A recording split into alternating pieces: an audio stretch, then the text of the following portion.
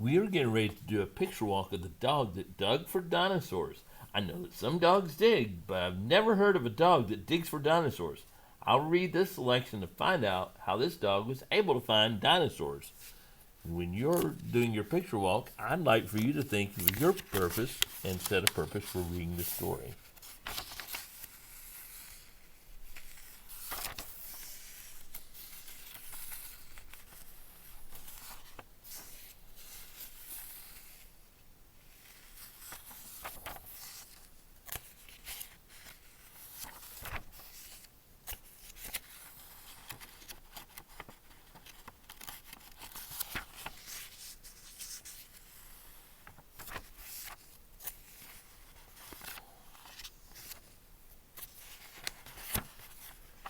All right, that's the picture walk of our story. The dog that dug for dinosaurs.